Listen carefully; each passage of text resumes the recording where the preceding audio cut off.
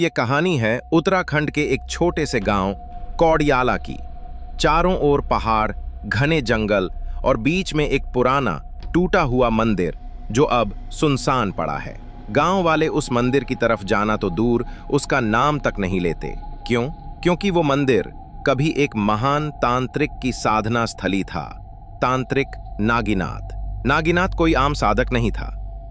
उसने 30 साल तक उसी मंदिर में बैठकर नाग तंत्र की साधना की थी। कहते हैं वो जमीन पर नहीं, सांपों के बिस्तर पर सोता था और उसकी आंखों में देखने वाला आदमी 3 दिन तक बुखार में तपता था। लेकिन फिर एक रात तो गए, अमावस्या को उसकी साधना पूरी होने वाली थी। वो आखिरी चरण था। गांव में उस रात बिजली कड़क रही थी, आसमान पूरी तरह काला था और नागीनाथ मंदिर में अकेला बैठा था, 7 फन वाले नाग के साथ। रात के 3 बजे गांव वालों ने एक अजीब चीख सुनी। किसी इंसान की नहीं, किसी जीव की नहीं, वो जैसे आत्मा की आवाज थी। सुबह मंदिर का दरवाजा खुला मिला। ना मंदिर में नागीनाथ था, ना वो सांप, बस जमीन पर एक काली राख का गोल चक्र बना हुआ था और बीच में उसका कमंडल रखा था। गांव वालों ने मंदिर को ताले में बंद कर दिया और फैसला किया अब इस मंदिर का नाम भी नहीं लिया जाएगा। समय बीतता गया, 30 साल। गांव में सब कुछ बदल गया, पर वो मंदिर वैसा ही रहा, वीरान, टूटा और डरावना।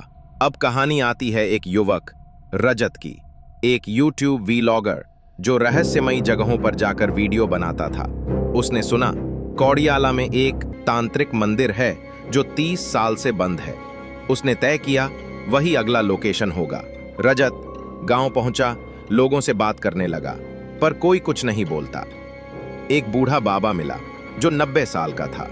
बाबा ने बस इतना कहा, बेटा, उस मंदिर की मिट्टी में सांप बसते हैं और उस तांत्रिक की आत्मा अभी भी वहीं है, मत जा। लेकिन रजत रुका नहीं। अगली रात अमावस्या थी और उसी रात रजत अपने कैमरे के साथ मंदिर में दाखिल हो गया। मंदिर के अंदर कुछ नहीं था, पर कैमरे की स्क्रीन ब्लर होने लगी। आवाज आई, कौन है?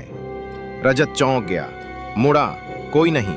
फिर जमीन से एक सफेद धुआं उठा और उसके सामने एक छाया बनने लगी। एक लंबा काला शरीर, माथे पर तिलक, आंखें लाल, तांत्रिक नागीनाथ। तू क्यों आया है मेरी साधना की भूमि पर?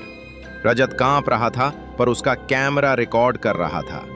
नागीनाथ बोला, 30 साल से मैं अधूरा हूं, किसी मानव के शरीर की जरूरत थी, तू आ गया।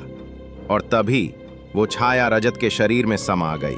सुबह गांव वालों ने देखा कि मंदिर का दरवाजा खुला है और रजत वहां नहीं था, बस उसकी कैमरा पड़ा था, रिकॉर्डिंग ऑन था। वीडियो में उसकी आंखें धीरे धीरे लाल हो रही थीं और वो मंत्र बोलने लगा था जो किसी ने आज तक नहीं सुना था। उस दिन से गांव में रात को एक नई परछाई दिखती है, लंबे बाल, लाल आंखें और हाथ में कैमरा। अब लोग कहते हैं नागीनाथ वापस आ गया है, पर इस बार उसके पास एक नया शरीर है और एक नया तरीका, कैमरे के जरिए आत्माएं खोजने का।